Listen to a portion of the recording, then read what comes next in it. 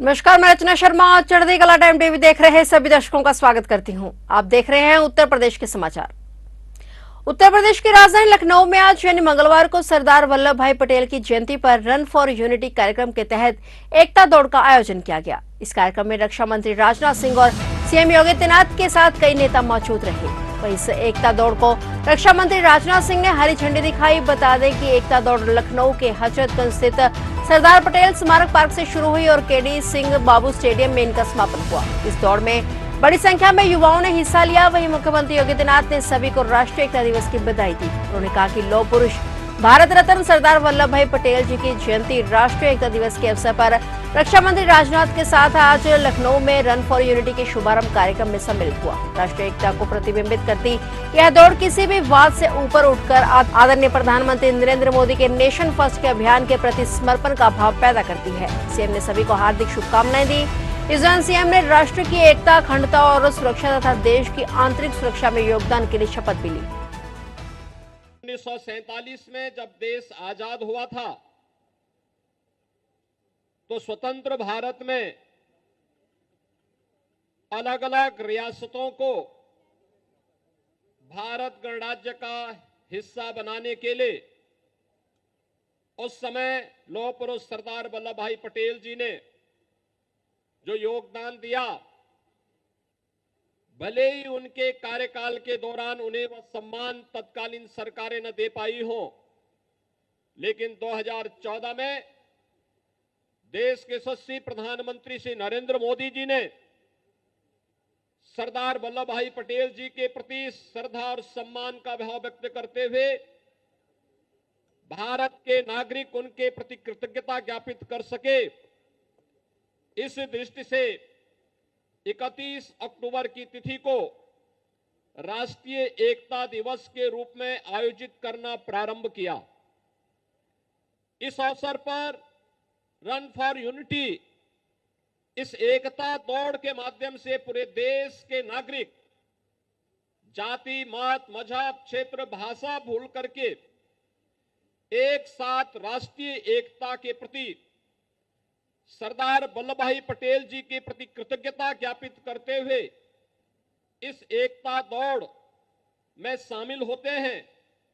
और आज ये विधान भवन से लेकर के केडी सिंह बाबू स्टेडियम तक की एकता दौड़ भारत की एकता और अखंडता को सुदृढ़ बनाने के लिए हम सबके दृढ़ प्रतिज्ञा का हिस्सा बन सके, इस देश से हम सब यहाँ पर उपस्थित हुए हैं। मुख्यमंत्री योगी आदित्यनाथ ने अमेठी जिले में दक्षिण पश्चिम एशिया के सबसे बड़े beverages plant SLMG beverages private limited का केंद्रीय मंत्री स्मृति ईरानी की मौजूदगी में उद्घाटन किया। इस दौरान अपने संबोधन में मुख्यमंत्री ने कहा कि पहले योजनाएं बनती थी, अब काम हो रहा है। उन्होंने औद्योगिक क्षेत्र त्रिशुंडी बेवरेज प्लांट को लदानी ग्रुप ने 900 करोड़ की लागत से बहुत कम समय में ही तैयार कर बड़ा काम किया है। मुख्यमंत्री योगी ने कहा कि अमेठी जनपद में नए निवेश के लिए सभी को अभिनंदन करते हुए लधानी परिवार को बधाई देता हूं। आज हर औद्योगिक ग्रुप प्रदेश निवेश कर रहा है। सबसे बड़ी आबादी के इस राज्य में पहले यह सब सपने हुआ करते थे। 2017 में डबल इंजन की सरकार आने के बाद उत्तर प्रदेश की देश दुनिया में एक नई पहचान बन रही है। उन्होंने कहा कि उत्तर प्रदेश में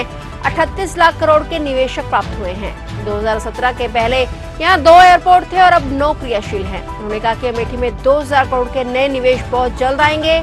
प्रदेश में निवेश की गारंटी आपकी और सुरक्षा की जिम्मेदारी सरकार की होगी। केंद्रीय मंत्री व सांसद स्मृति ने मुख्यमंत्री का आभार व्यक्त करते हुए कहा कि प्रधानमंत्री नरेंद्र मोदी जब 2014 में यहां आए थे तो उन्होंने कहा था कि हम बदले की नहीं, बदलाव की भावना लेकर आए हैं। भाइयों बहनों, आज मुझे बताते हुए प्रसन्नता है कि हमारा पहला इन्वेस्टर समिट जब 2018 में संपन्न हुआ था, हमें लगभग 4.25 लाख करोड़ रुपए का निवेश का प्रस्ताव प्राप्त हुए थे।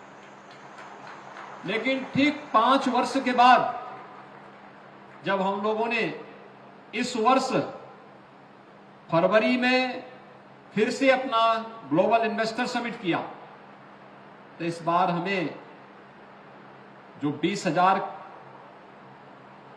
की राशि की बात हमारे सहयोगी पहले कहते थे,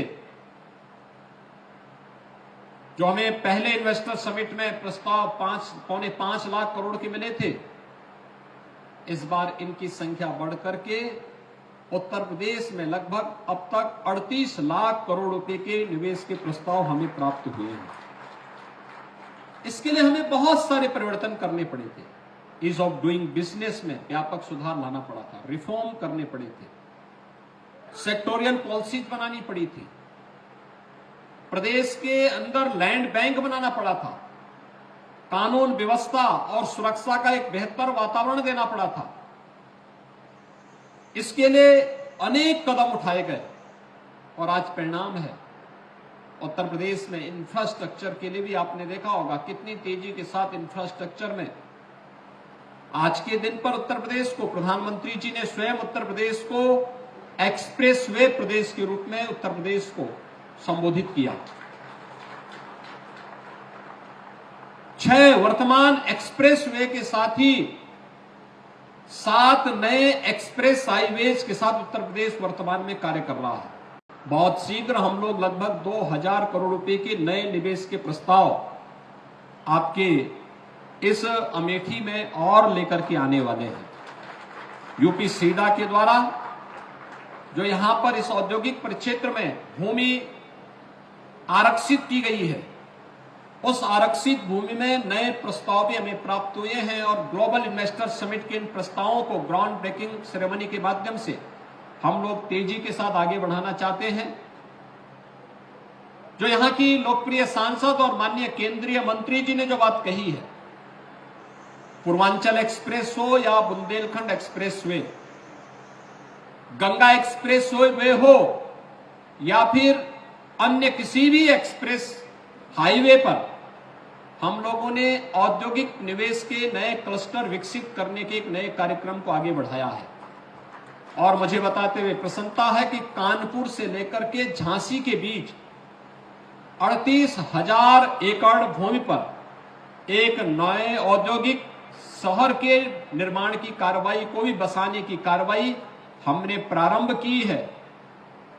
आप आश्चर्य करेंगे कि नोएडा को बसाने में और नोएडा को स्थापित करने में 46 वर्ष लगे। कुल 35,000 एकड़ भूमि हम लोगों ने यहां पर अब तक अर्जित की है, जिसमें टाउनशिप भी है और निवेश भी है। सहारनपुर जनपद के थाना बड़गांव के क्षेत्र में नहर के पुल पर एक युवक का गोली लगा शव मिलने से सनसनी फैल गई। मृतक युवक की पहचान अजय निवासी दलहेड़ी के रूप में हुई। युवक के शव मिलने से सूचना पर पुलिस मौके पर पहुंची और शव को कब्जे में लेकर पोस्टमार्टम के लिए भेज दिया गया। पुलिस ने छानबीन शुरू कर दी है। वहीं इसके बाद मृतक के परिवार में कोहराम मच गया। बताया जा रहा है कि मृतक पर कई मुकदमे भी दर्ज हैं। घटना को लेकर एसएसपी सहारनपुर द्वारा जानकारी दी जा रही है।